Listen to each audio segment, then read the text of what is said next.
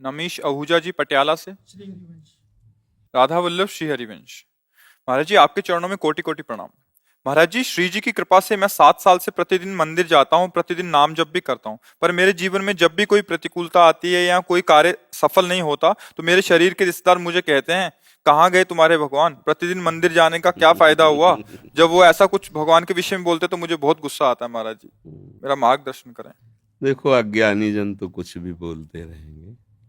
अभी मंदिर जाना या कुछ भी सत्कर्म करना नई खेती है, पर माल तो पुराना ही खाना पड़ेगा। अभी जो पूर्व स्टॉक है गोदाम में वही चलेगा। फसल आगे वाली जब आएगी तो उन जो भी प्रश्न करें कि मंदिर जाते हो तो क्या हुआ, तो किसान पहले खेती तैयार करता है, फिर बीज बोता है, फिर सिंचाई करता है, महीनों सेवा करता है, खूब पैसे लगाकर उसे बल प्रदान करता है खेती को।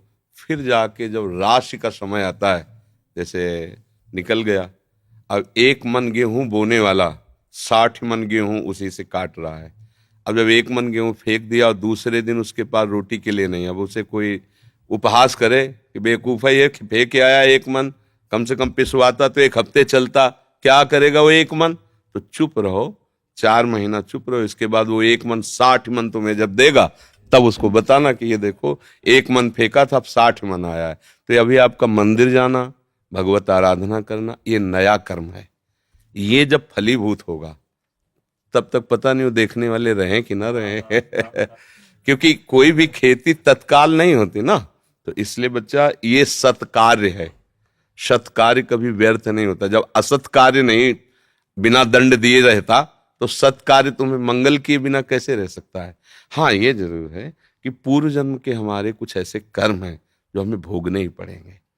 हाँ, तो इसमें कभी भगवान पे अश्रद्धा न करे। हाँ, उसको जैसे हम कई बार सत्संग में सुनाया है, उदाहरण से बात समझ में आ जाती है। 1-2 मित्र थे, स्कूल में साथ पढ़ते थे। जब थोड़े सयाने हुए तो एक गलत मार्ग में चला गया। धनी घर का था, शराब पीना, वैश्यागमन करना, जुआ खेलना, बस ऊट पटांग गनत। और एक था गरीब घर का था, वो गंगा नहाना, नाम जप करना, मंदिर जाना, ऐसे शुरू कर दिया। अब जो जिस मार्ग में चलता उसमें उसकी और बढ़ोतरी होती, वो और गंदा, ये और भगत, तो इसने ब्याह भी नहीं किया, नाम जप। और वो तो मतलब जितनी गंदगी। एक दिन दोनों मित्रों की मिलान हो रही थी, वो उधर से आ रहा था और ये इधर गंगा नहा के नाम जप करते हुए जा रहे थे। तो जे देखा मित्र से इतना बड़ा खजूर काटा होता ना, इतना बड़ा काटा पार कर गया। वो भगवान का नाम लेते हुए बैठ गए और वो लॉन्ग बूट पहने हुए नशे में एकदम। बोले, देख लिया तेरे भगवान ने क्या किया, पूरा जीवन हो गया ना गंगा नहाते हुए, अब क्या, देख देख मेरे पास वैभव, क्या कमी है। लोग जहां जाते हैं 4 लोग आओ आओ बैठते हैं, मौज मस्ती, कहते थे हमारे साथ रहे, मौज मस्ती में रहेगा। अब इतना कह के तो चला गया। 4 कदम बढ़ने पर उसको एक अटैची मिली जिसमें हीरे थे।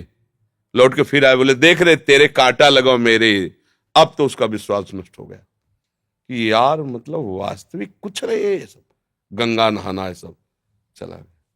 इतने में जब किसी का विश्वास टूटता है तो भगवान उसको, जैसे आपको यहां भेज दिया, या भगवान स्वयं समझा देंगे, क्योंकि विश्वास भगवान पे किया ना तो वही समझा।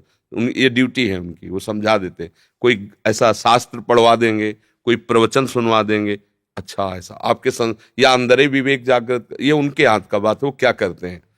भगवान एक ब्राह्मण के रूप में वयोवृद्ध तपस्वी, अरे बेटा तुम्हारे कांटा लग गया क्या, राम राम। बोले नाम मत लो, पूरा जीवन हो गया नाम लेते हुए, हमको क्या मिला। वो हमारा मित्र है, शराब पीता, व्यभिचार करता, नाना प्रकार के, और देखो उसे अटैची में, यहाँ भोजन की व्यवस्था नहीं, पूरा जीवन हो गए। बोले पहले कांटा निकाल लेने दो। भगवान थे, सर से कोई पीड़ा नहीं। कहा बेटा तुम देखना चाहते हो कि उसको ऐसा क्यों है, तुम्हें ऐसा क्यों है। तो जैसे टीवी चल दे ना सीरियल, ये देखो चिप लगा दे तो पूरा सीन, और उसको पूर्व जन्म का सीन दिखाई देने लगा कि ऐसा भयानक पापाचरण पूर्व जन्म किया था, इस जन्म में इसी क्षण सूली की सजा मिलनी थी। उससे पूर्व में राजा लोग सूली की सजा देते थे। सूली के एक भाले जैसा यंत्र ऊपर से जाके छोड़ दो, गुदा द्वार में ऐसे घुस जाए, वो तड़पता हुआ कितने घंटों में, मतलब बहुत बुरी मृत्यु, बहुत बुरी मृत्यु, जैसे क्रूश की सजा, गाड़, बहुत बुरी मृत्यु। वो तुम्हारे इस भजन के प्रभाव से सारे पाप नष्ट हो गए, एक खजूर के कांटे में निकल गया। अब तुम्हारे पाप नष्ट हो गए, अब ये पुण्य और पीछे का पुण्य दोनों मिल रहे हैं। आगे चलकर तुम्हारी ऐसी उन्नति होगी जो सदा सदा के लिए सुख प्रदान करेगी। और इसका पूर्व जन्म का इतना पुण्य था कि इस समय इस प्रांत का ये राजा होता, पर इसने व्यभिचार करके पाप करके सारे पुण्य नष्ट कर दिए। अब इसको जो एक अटैची में हीरे जवाहरात मिले खाली, बस समाप्त उसका पुण्य। इसको जहां भोगेगा तहां पूर्व का पाप और अभी का पाप जब मिलेगा तो ऐसे ब्लास्ट होगा कि देखने लायक नहीं रहेगा ये। अब उसको विश्वास हुआ कि हाँ ये बात, बोले तो कभी हम नहीं छोड़ेंगे भजन। बोले हाँ, भजन व्यर्थ नहीं होता।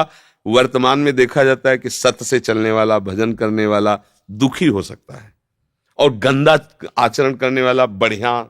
पर ध्यान रखना, वो बढ़िया तब तक है जब उसका पूर्व का पुण्य चल रहा है। जहां वो खत्म हुआ फिर देख लेना क्या बढ़िया है। रावण की खोपड़ी को जब बंदर लात मारते थे ना, कटी हुई खोपड़ी में, तो मंदोदरी रो के कह रही थी, राम विमुखस हाल तुम्हारा और रहा न कोकुल रोवन। एक समय था कि जब चलता था रावण तो पृथ्वी कांपती थी, दिग्गज चिकाड़ते थे।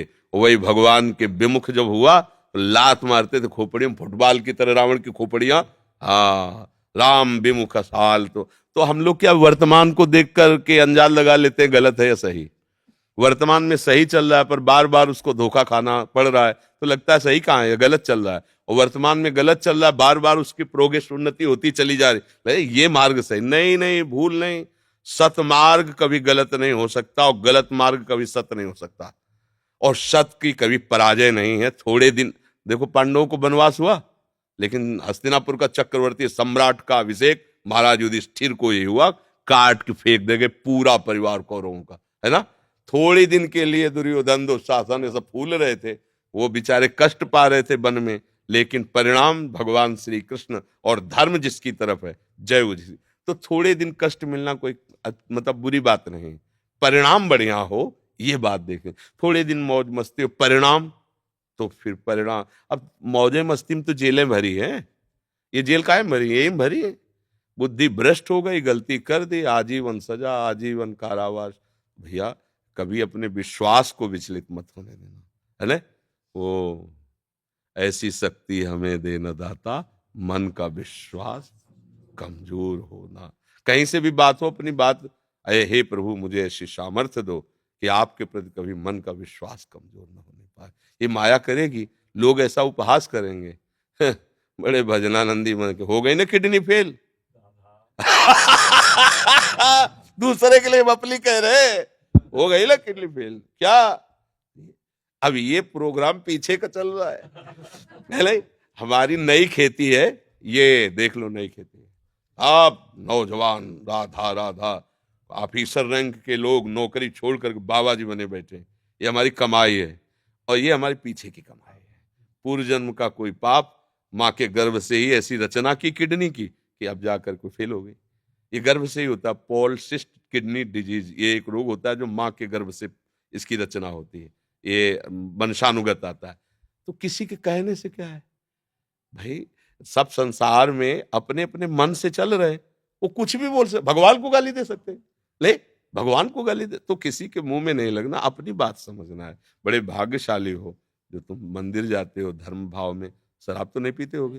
हाँ, पीना भी ले, हाँ, कोई भी तो समझता, ठीक है।